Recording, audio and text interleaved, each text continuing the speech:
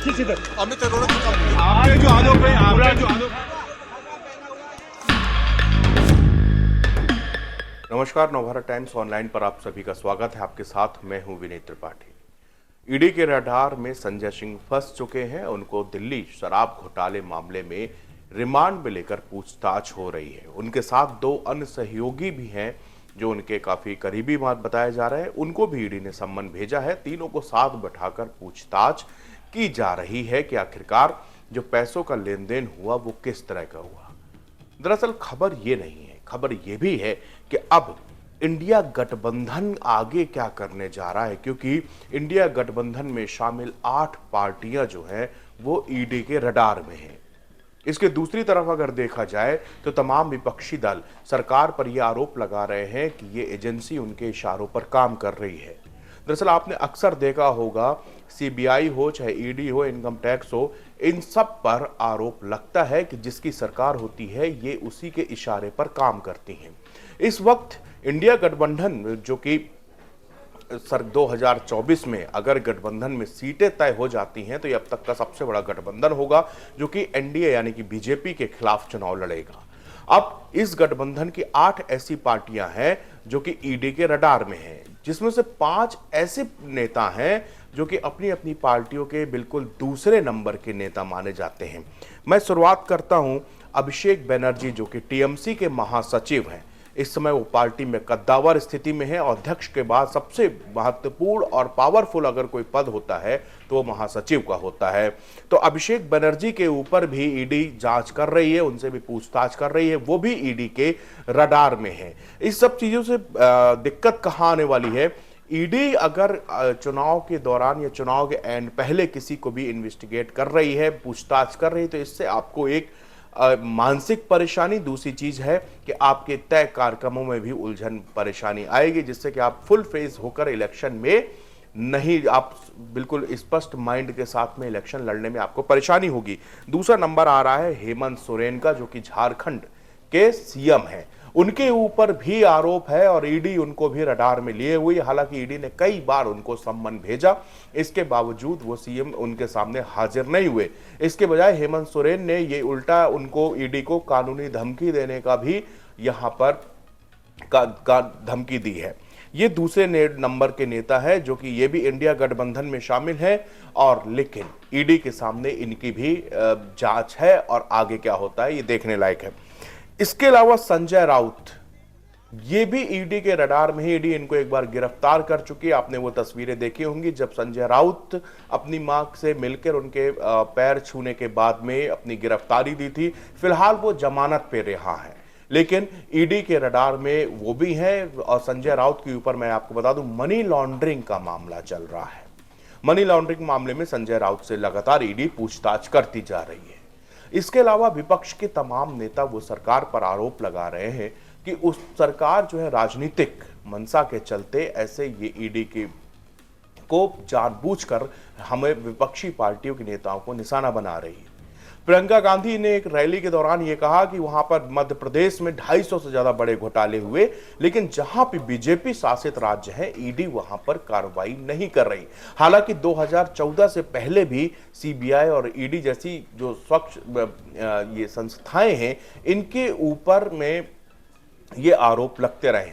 Supreme court की वो टिप्पणी आपको आज भी याद होगी जिसमें उन्होंने पिंजरे के बंद तोता कहा था, और उसके बाद में तब वो समय था जब वो कांग्रेस की देश में सरकार थी।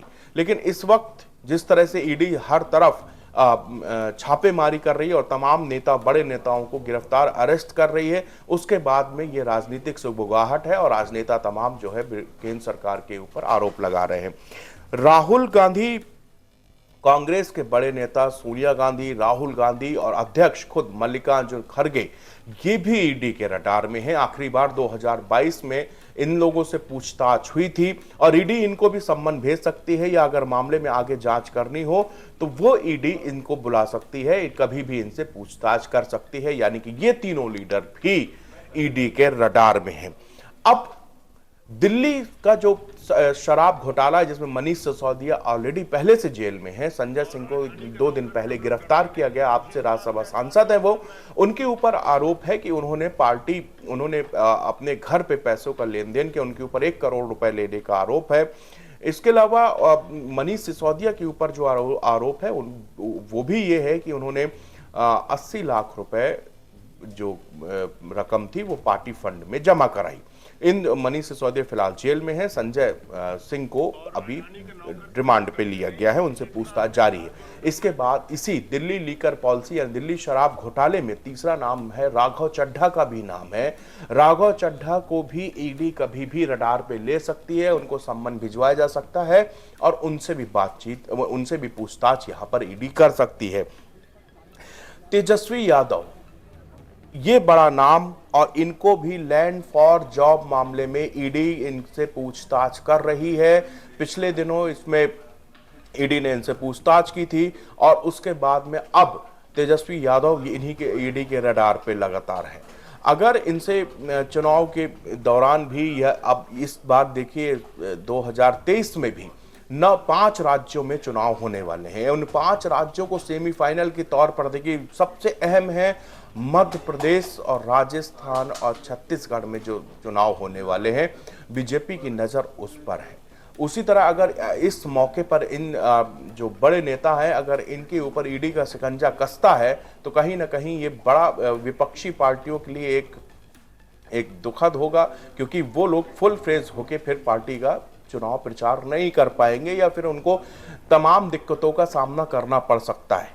तो एक बार फिर से आपको बता दूं कि इंडिया गठबंधन की 8 पार्टियों के नेता हैं जो कि ईडी के रडार में हैं। उनसे या तो पूछताछ हो चुकी है, सम्मन जा चुका है, या फिर वो उनसे पूछताछ होना बाकी। इसमें अभिषेक बनर्जी हैं, जयंत पाटिल हैं, हेमंत सोरेन हैं, सोनिया गांधी, राहुल गांधी, मल्लिकार्जुन खड़गे हैं, संजय राउत हैं, इसके अलावा तेजस्वी यादव है, हेमंत सोरेन है। ये वो नेता हैं जिनके ऊपर ईडी की तलवार लटकी हुई है और कभी भी इनको सम्मन लेके इनसे पूछताछ की जा सकती है। तो ये जो विपक्षियों का आरोप है, जिनका कहना है कि सरकार एक राजनीतिक मंशा के चलते ऐसा कर रही है, अब ये आरोप विपक्षी पार्टियों के हैं। फिलहाल सरकार के द्वारा कहा जा रहा है कि ईडी केवल अपना काम कर रही है, ईडी के पास ठोस सबूत है। और वहीं पे सरकार लगातार ये भी कह रही है कि अगर ईडी ने अगर आपको गैर कानूनन या अगर आपने कोई जुर्म नहीं किया तो आप अदालत का रुख कर सकते हैं, अदालत से आपको बेल मिल जाएगी। लेकिन एक अहम बात में आखिरी में चलते चलते मैं एक बात और कहना चाहता हूं कि बुधवार को जब मनीष सिसोदिया की हियरिंग हो रही थी, जमानत पर सुप्रीम कोर्ट में बहस चल रही थी, उस zaman सुप्रीम कोर्ट ने यह भी कहा था कि मनीष सिसोदिया को ही क्यों आरोपी बनाया गया। आपने, अगर वो बेनिफिशियरी यानी लाभार्थी पूरी आम आदमी पार्टी है तो फिर आम आदमी पार्टी को ही आपको आरोपी बनाना चाहिए। सुप्रीम कोर्ट ने उनकी जमानत पे बात कर जब बहस चल रही थी तो एक और बड़ा सवाल किया कि अगर आप केवल सरकारी गवाह के बयान से ही अगर आप ये कह रहे हैं कि मनीष सिसोदिया दोषी हैं तो ऐसा नहीं होगा, आपको कुछ और साक्ष्य ऐसे पेश करने होंगे जिससे पता चले कि मनीष सिसोदिया ने पैसे लिए हैं। ये एक बड़ा मामला है, सुप्रीम कोर्ट की बड़ी टिप्पणी है। उन्होंने कहा कि अगर इन्होंने पैसे लिए हैं तो उसका साक्ष्य आप अदालत को दिखाइए, वरना ये केस 2 मिनट भी यहां पर टिक नहीं पाएगा। फिलहाल अब उनकी अगली जमानत पर सुनवाई 12 अक्टूबर को होनी है। कल जब बुधवार को ये सुनवाई होने के बाद में कोर्ट ने अगली सुनवाई की डेट 12 अक्टूबर दी। अब देखना होगा कि उस दिन मनीष सिसोदिया को जमानत मिलती है या फिर नहीं मिलती। लेकिन फिलहाल ये इन नेताओं की जिनका मैंने जिक्र किया, इनके लिए मुश्किलें जरूर बढ़ेंगी और इसके साथ साथ इंडिया गठबंधन की भी मुश्किलें यहां पर बढ़ती हुई नजर आ रही हैं।